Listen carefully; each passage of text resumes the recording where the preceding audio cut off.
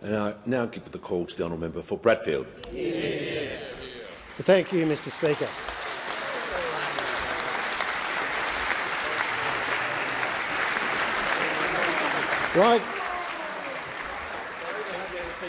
Like just about everybody who gets to this place, my journey was not entirely straightforward.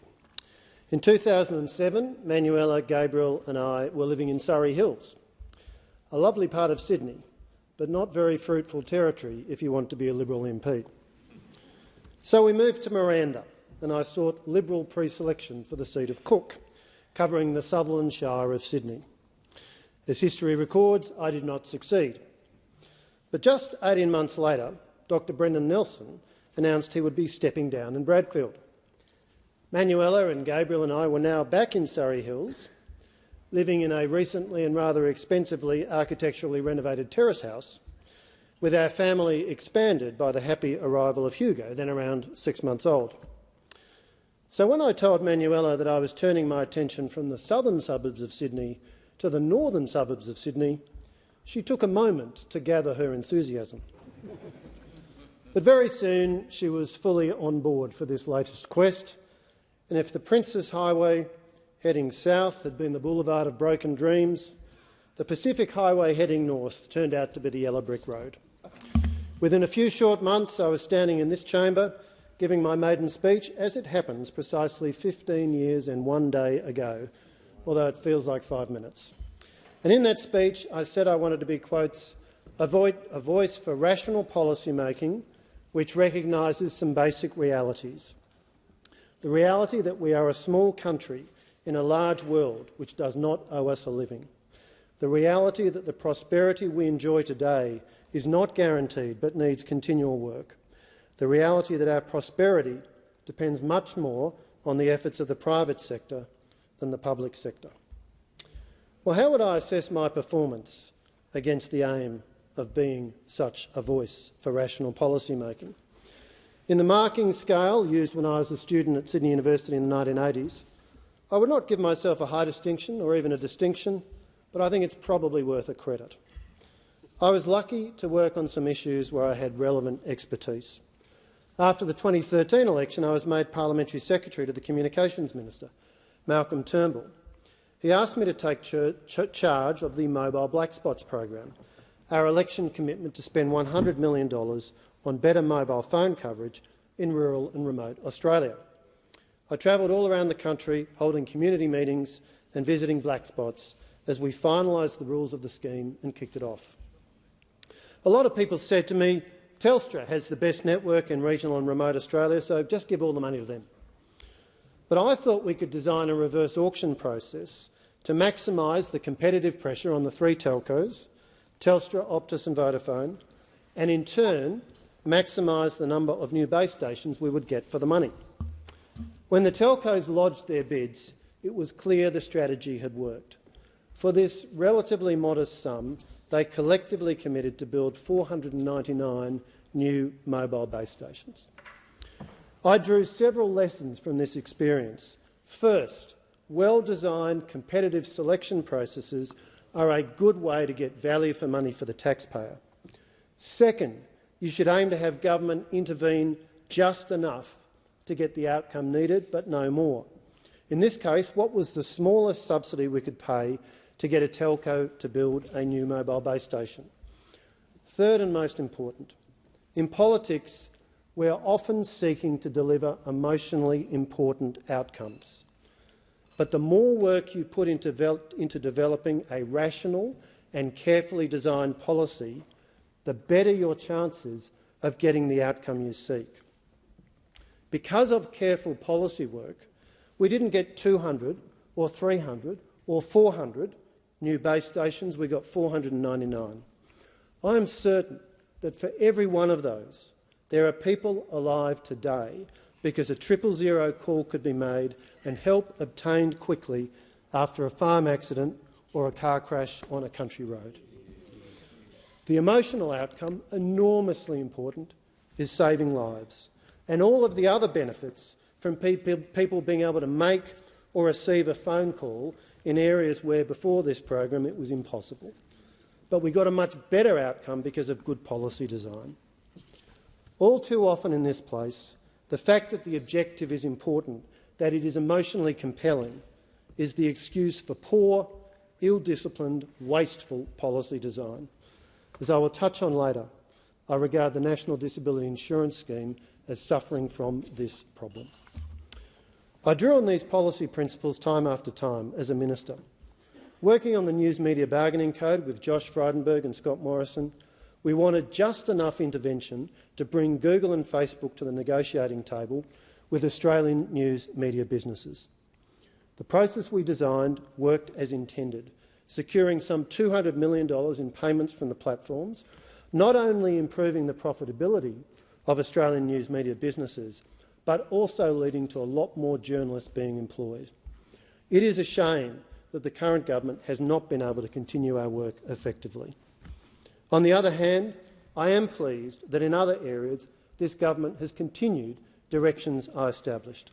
I welcome their support for the e-Safety Commissioner, and I'm delighted to see Julie Inman-Grant in the gallery today. I welcome the more sensible approach to extending the NBN fibre rollout. Instead of building fibre to every home, now there is fibre built down the middle of the street, with a connection to the customer's home done only when the customer orders a high-speed broadband service, a much more efficient use of taxpayers' capital. I'm pleased that the changes I made to Australian content rules for free-to-air television have not been reversed. These rules required commercial TV networks to show multiple hours of specified content, including drama and children's content, each week. But not many people watched it, and much of this content was low-cost, low-production value material produced solely to meet the quota. The changes I made aligned with what I saw as the broader strategic goal for the Australian screen production sector, how to make shows that would sell globally, including to the global streaming services. So we needed to remove perverse incentives to create content that was not globally saleable. We also needed to give better financial support for the production of television content, including streaming, so we increased the producer offset for television from 20% to 30%. The Screen Producers Association strongly opposed these changes, but I believe they were a positive for the screen sector. While there are ups and downs from year to year, over the past few years we've seen a clear upward trend in Australian screen production. One of my most challenging times as Communications Minister was the 2019-20 bushfires. On the worst day, there were around 150 mobile base stations off the air across New South Wales, Victoria and South Australia. No mobile coverage means no FPOS, as well as no capacity to call or text for help. It was a reminder of something we too often overlook, the sustainability of the physical telecommunications networks which underpin the internet and, in turn, the digital economy. These networks are built and maintained by Telstra, Optus, TPG, NBN and the rest of our telco sector. In many places, these networks are vulnerable, with little or no network redundancy. This is an economic issue, as well as a network design issue. The margins made by the telcos in building and operating networks are modest, while the global tech firms which ride over those networks are making supernormal returns. This disparity presents a growing risk, in my view, and needs policy attention. Mr Speaker, the issues in communications were interesting and important. Equally fascinating were the issues in cities and urban infrastructure, a portfolio in which I served under various names from 2015 to 2018, and then again for nearly 18 months from late 2020, when it was added to my continuing responsibilities for communications and the arts. The high point, undoubtedly, was working on Western Sydney Airport. When Malcolm Turnbull asked me to take responsibility for this project, I set out to learn as much as I could about airports in general and about this project in particular. I visited Changi Airport in Singapore, Incheon in Korea, Heathrow, Gatwick and Luton in Britain, Schiphol in the Netherlands and Dallas-Fort Worth in the US, in each case meeting the Chief Executive and other members of the executive team. All of them were extremely generous with their time and insights. This was a policy nerd's dream trip. I also spent many months engaging with Sydney Airport Corporation, This company held a legally binding right of first refusal to develop Western Sydney Airport, but in the end it decided not to take up that right.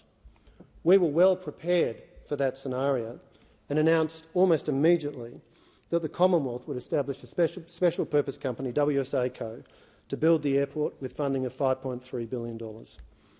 This will not just be a new airport. It is the core of a new Western Parkland city, a new third city for the Sydney Basin.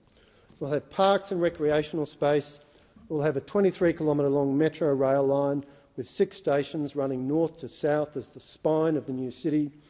It will have medium and high-density housing around the stations. Because of the airport and the businesses the airport will attract, there will be jobs locally for people who live in that housing. This is urban policy, economic policy, transport policy and environmental policy all coming together. None of this would have happened without the leadership of Malcolm Turnbull as Prime Minister, the key role that Lucy Turnbull played as Chair of the Greater Sydney Commission, and the strong backing for this vision from New South Wales Premier Gladys Berejiklian and her government. I worked particularly closely with the New South Wales Minister for Western Sydney, Stuart Ayres. We also, Stuart and I, worked closely with the 8 councils who had joined with the Commonwealth and New South Wales governments in the Western Sydney City deal. I was impressed with the way the councils stepped up to think about what was best not just for their area but for the whole of Western Sydney. And I want to acknowledge the advocacy of key Western Sydney leaders like David Borger. Anybody who's had the chance to drive down the Northern Road and have a look at the massive Western Sydney Airport site and how well developed that project is will agree with me that this is going to make a very big impact for our city and our nation. In years to come, I believe Western Sydney Airport and the associated policy framework, including the Western Sydney City Deal, will be seen as a template for urban policy making in Australia. It's important for a host of reasons, including the huge challenge of housing affordability. If we can deliver new planned cities like this, with a combination of medium and high-density housing, extensive parklands and local economic activity delivering local jobs, we have a powerful policy tool to bring a growing supply of affordable housing in areas which offer a good quality of life. Part of the solution to housing affordability, I believe, comes with delivering better public transport connections, particularly rail, between our big cities and surrounding regions. This lets people buy homes in more affordable areas while remaining plugged into the economy and jobs markets of our big cities. We did significant planning work between the Commonwealth and state governments on what we called faster rail. And in the 2022 budget, we announced funding for 3 rail corridors, $1 billion from the federal government between Sydney and Newcastle, $1.1 billion Brisbane to the Gold Coast, $1.6 billion Brisbane to the Sunshine Coast. And I do want to acknowledge the 2 members for the Sunshine Coast with whom I worked very, very closely on securing that announcement and the on-again, off-again, but ultimately on-again, as best can be determined, commitment from the current government. On the 90-kilometre Brisbane to the Gold Coast corridor, our funding was targeted to a 19-kilometre segment between 2 stations roughly halfway along the corridor. This would double capacity from 2 tracks to 4 and realign and straighten the tracks. Why should you care? Because having a stretch of 4 tracks means you can run more express trains and all-stops trains. It gives benefits along the whole corridor, allowing faster, more frequent and reliable services. And it's not a coincidence that that was also what the funding for the Newcastle to Sydney corridor was dedicated to, similarly increasing from 2 tracks to 4. Now, this may not be as exciting as very fast trains, but it's targeted, it's cost-effective and it will deliver tangible benefits within a few years. It was a privilege to work on these issues. It was also a privilege to be the Commonwealth's Arts Minister. This brought some extraordinary experiences, such as visiting the set of Thor Love and Thunder in Sydney and giving then 11-year-old Hugo the chance to meet Chris Hemsworth and Taika Waititi, who were both extremely charming, I must say. Equally special was a day spent visiting artists in 4 Indigenous communities in the APY lands in the north of South Australia, travelling with then South Australian Premier and Arts Minister Stephen Marshall. We met some remarkable Australians, including Robert Fielding and Betty Kuntuwa Pomani, winner of the 2017 Wynne Prize. There is no more distinctive feature of brand Australia than Indigenous art. As Arts Minister, I spoke very deliberately of wanting to build the market for Indigenous art. I visited Desert Mob in Alice Springs, Darwin Aboriginal Art Fair and the Cairns Indigenous Art Fair. These are important marketplaces where artists, very talented artists, can earn an economic return and buyers can purchase remarkable works. When COVID came along, almost immediately, performances were cancelled, venues were closed and artists and crews lost their gigs. I felt a tremendous sense of responsibility. Could we devise policy settings to help sustain the arts sector and get it going again once COVID was over? We could, and I want to acknowledge the strong support of Scott Morrison and Josh Frydenberg. The Morrison government provided unprecedented support to the arts sector, with more than $10 billion in wages and cash flow support under programs like JobKeeper.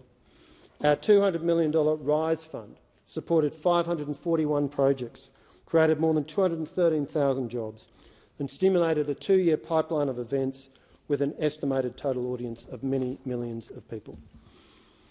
We managed to get money into art forms that have been underfunded for a long time and money into suburban and regional Australia, which normally does not see a very big share of the Commonwealth's arts funding. Left-leaning journalists at the ABC and the Sydney Morning Herald, I acknowledge that phrase is a tautology, take it as an article of faith that the arts sector receives stronger support under Labor than the Coalition. So let me give you this fact. In 2021-22, under the Morrison government, there was record Commonwealth government funding for the arts of more than $1 billion. And I want to say particularly to those Coalition supporters in the arts sector, yours can seem a lonely and dangerous existence, I know. But I know you're there, and actually in quite surprising numbers in some places. After all, artists and theatres and bands are businesses. Today we think of Shakespeare as a genius playwright, but he was also an entrepreneur, taking risks, employing people, building a business.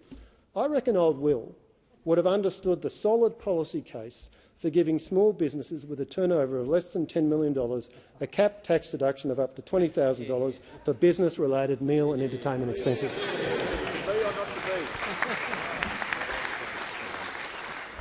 In communications, arts and infrastructure, I was lucky to have had some prior interest and exposure, but when new Prime Minister Scott Morrison asked me to become Social Services Minister in August 2018, I was coming into a portfolio about which I knew little. I only did the job for 9 months. I learned a lot in a short time. I lived in constant fear that a journalist would start an interview with the question, "Minister, what is the job seeker payment for a single adult under 55? Since you ask, it's $778 a fortnight. The portfolio included the National Disability Insurance Scheme. We need to acknowledge reality. The costs of this scheme are running wildly out of control and the governance and controls are deeply unsatisfactory. I referred earlier to the tendency in this place to use high emotional importance as the excuse for poor, ill-disciplined, wasteful policy design. This is what I believe has happened with the NDIS. Its advocates promised that by spending more money on people with disability, the scheme would increase their capacity to work and make a productive contribution and in turn generate economic benefits. That is a very worthwhile goal, but there is little evidence that it is happening. We need a well-designed, well-targeted, efficient scheme to support people with a disability. But what we have is very far from that, and every Australian taxpayer is being hit with a big and rising annual bill. There is a lot of work needed to fix this. Something else our nation would benefit from, in my view, is a scheme under which older Australians can use some of their superannuation balance to purchase an annuity from the Commonwealth. I was interested to see recently the Grattan Institute advocating such a scheme. Just to be clear, my view is this should be a choice. I would strongly oppose compulsion. Let me mention another policy in another portfolio I think we should adopt, a system of per-kilometre road user charging for electric vehicles. I advocated this unsuccessfully as Urban Infrastructure Minister, pointing out in one speech that under our current fuel excise system, somebody driving an old Holden Commodore is effectively paying 4.5 cents a kilometre through fuel excise to use our roads, but if you drive a Tesla, you're paying nothing. In other words, we have a fairness problem. But we also have a problem that as the share of electric vehicles rises, revenue from the fuel excise will drop. Today, this is a revenue stream in net terms of some $11 or $12 billion, which is money we rely on to pay for building new roads and maintaining existing roads.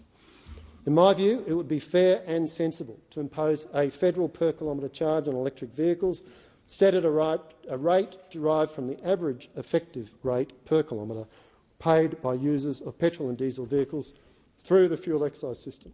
Today, electric vehicles are relatively expensive and they're bought by more affluent Australians, so such a charge is unlikely to discourage electric vehicle sales. Rather than undermining the transition to electric vehicles, I see this as a policy measure which supports this inevitable and desirable transition by getting our road funding arrangements set up for a world in which more and more vehicles are electric. It's one of a number of things I think we need to do, along with rolling out better and more comprehensive charging infrastructure. As for those who would criticise this as a new tax, my answer is, on the contrary, it's about updating an existing tax to deal with technological change. Liberals want to see the lowest possible taxes charged fairly across the broadest possible tax base. If most Australians have no choice but to pay a tax, but a small minority avoid it by buying an expensive vehicle using the latest technology, then we have a problem with the design of the tax and we need to fix it. Mr Speaker, when you're a minister, you regard Parliament as an annoying constraint on your work. You have to answer all those pesky questions, and when you have a bill, you have to get it through the chamber. But in this term, as manager of opposition business, I've had to pay a lot more attention to the workings of the Parliament. I want to thank and acknowledge you, Mr Speaker. Working collaboratively with you was an unexpected pleasure. But I have formed some clear views about how this place works and how it could improve. Our voting process is inefficient. It should be electronic. In my view, once the Speaker says ring the bells for 4 minutes, then after members have come in and the doors are locked, members would hold up a smart card or their phone to a reader, the vote would be captured and electronically tallied, and it could all be done in a minute or two. Having question time at 2 p.m. is inefficient. So much time is spent across this building every day, preparing for possible questions in ministers' offices and working out questions to ask in other offices. It should be at 11 a.m, with the standing orders providing for it to conclude automatically by 12:30 p.m. at the latest. This would free up lunchtime for meetings and events and would reduce the amount of the day committed to fairly unproductive short-term work in preparing for question time. 3-year terms are inefficient. To move to 4-year terms should be a no-brainer. Under our current system, within about a year and a half, you start to hit the pause button on doing anything significant because your first consideration is how it might play in the next election. Well, you might conclude from some of these comments that you are listening to a grumpy, splenetic man, leaving the Parliament disgruntled that his greatness has not been recognised and spraying around a collection of uncharitable observations as a parting gesture. On the contrary, I leave this place not disgruntled at all, but feeling a deep sense of gratitude for the opportunity to serve in our Parliament and as a Cabinet Minister. It was only possible because of the Liberal Party and the committed and dedicated volunteer members of the party in Bradfield and across Australia. Our democracy is a precious and fragile thing. People who commit their time and energy and often money in being a member of a political party make an absolutely vital contribution to that democracy. I'm so pleased that quite a few people from Bradfield are in the galleries today.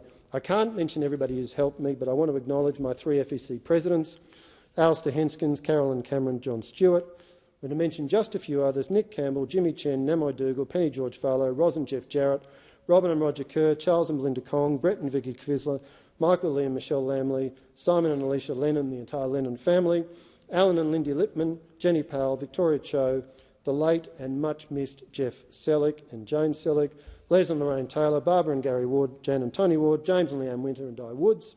I've missed out many others and I apologise, but I've recognised and appreciated all of your support. My Liberal Party involvement goes back to 1981, when I joined the Young Liberals, and 1983, when I joined the Sydney University Liberal Club. I retain close friends dating back to those days, including Stephen Cootes, Patrick Fair, Don Howan, Maurice Payne and Michael Fadius, all of whom helped me very considerably as I sought out a seat in Parliament. For those engaged in careful decoding, yes, all are self-proclaimed New South Wales moderate Liberals, as am I. So too are other good friends who helped me on my journey, including Matthew Abbott, David Begg, Simon Birmingham — he's a South Australian moderate — Scott Briggs, John Brogden, Matt Cross, Matt Daniel, Jason Felinski, Joe Hockey, Matt Keane, Brendan Lyon, Natalie Ward, Sam Witheridge and Trent Zimmerman. I may be a moderate, but I'm first and foremost a Liberal. I'm a strong believer in the diversity of opinion in our party room. The Liberal Party is at its best when both our conservative and small L traditions are respected.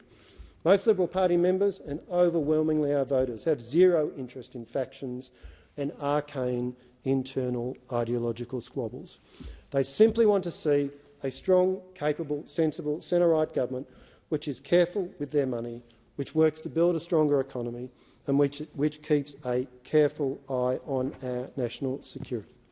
And in that regard, I want to say how proud I am of our coalition parliamentary team and the discipline and focus we have shown over this term under Peter Dutton's leadership. We are a real prospect for government, which seemed a most unlikely thing 2.5 years ago.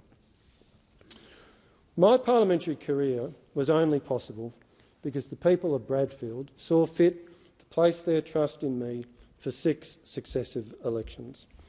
Politicians as a class are not held in terribly high regard by the Australian people. Shocking revelation. But they tend to make an exception for their own local MP.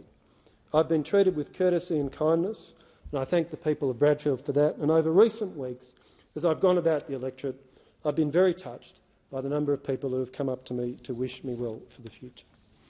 My parliamentary career was also only possible because of the love and support from my family. My wife Manuela, stepson Gabriel and son Hugo were scheduled to be here, but electrical storms have created a bit of a challenge, but they're on the way. Nevertheless, I put them through a lot, and I'm very grateful. As I often say when Manuela joins me at political events, she is the human face of the operation.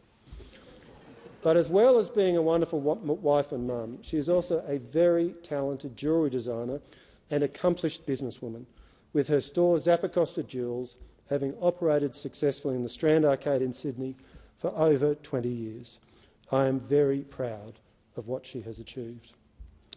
When it comes to gratitude to family members, I want to mention my mum Mary, my sister Sam, her husband Andrew, and my nephews Tim and Nick. All of them have handed out at numerous elections and helped in countless other ways. I'm grateful to all of my personal friends and supporters who've helped me out on campaigns, including, softly be it said, some who are not Liberal voters but still came along to put on the T-shirt and hand out for me. I'm grateful to the many people and organisations who've made political donations in support of campaigns in Bradfield and beyond. I'm grateful to the 4 leaders I've served under, Tony Abbott, Malcolm Turnbull, Scott Morrison, Peter Dutton. All gave me opportunities to contribute. I'm grateful to the wonderful colleagues I've worked with in the Coalition Party room for over 15 years.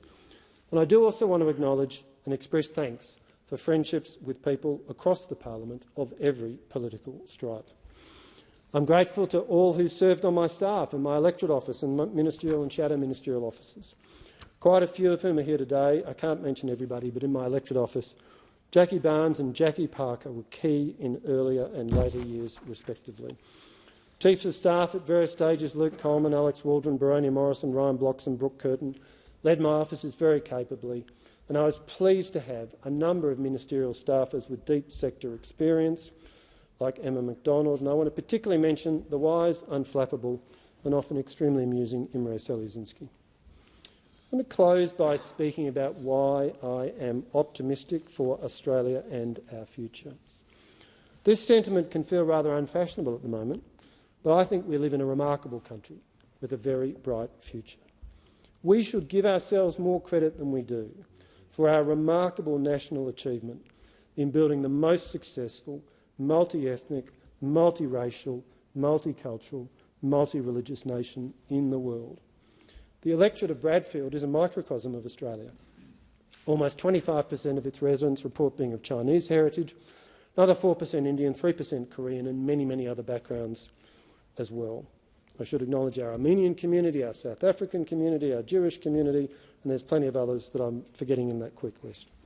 What I see in our schools and scouts and guides groups and sporting clubs and so many other institutions is a no-nonsense, let's-get-on-with-it attitude of making everybody feel welcome and included, regardless of who you are or where you come from. It's not mandated by governments or decreed by bureaucrats. It is the ordinary practice of millions of Australians, building relationships and making friendships, and thereby overcoming the suspicion and mistrust that all too easily can arise between people of different backgrounds. I'm optimistic about Australia's future because I believe we'll keep attracting smart, motivated, energetic people from around the world. Our focus on skilled migration for many decades has served Australia very well. I'm also optimistic about technology.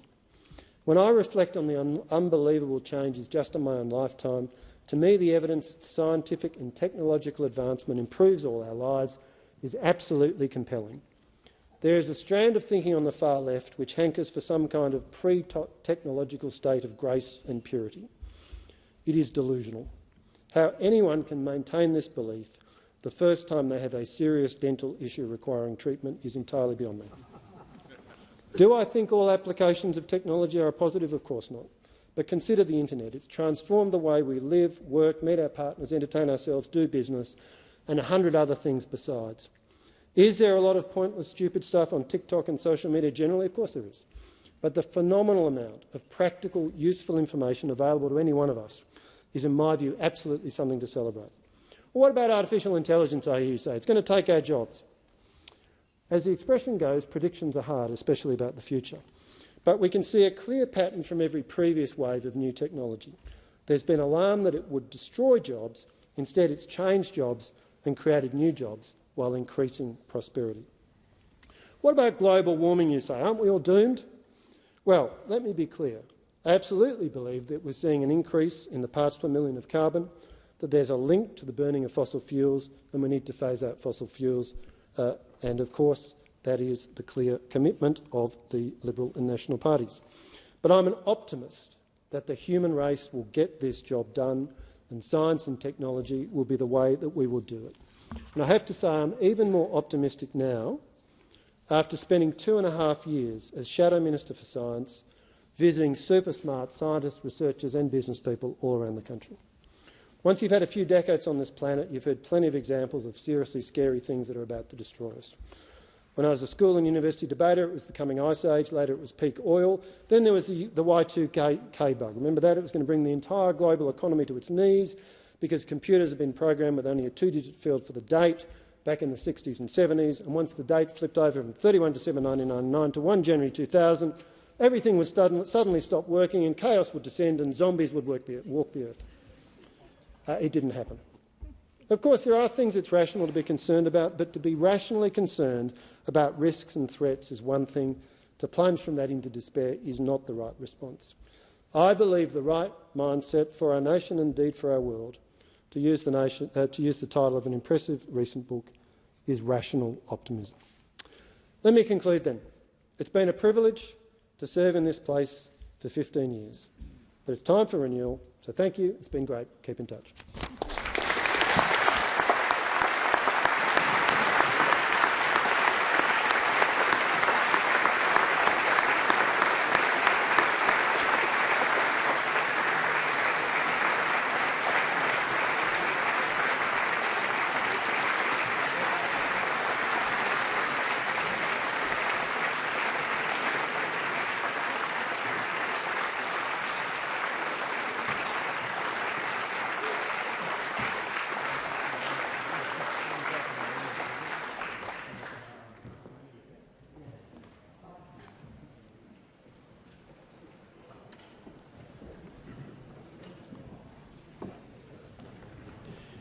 And on indulgence, I give the call to the Honourable Leader of the Opposition.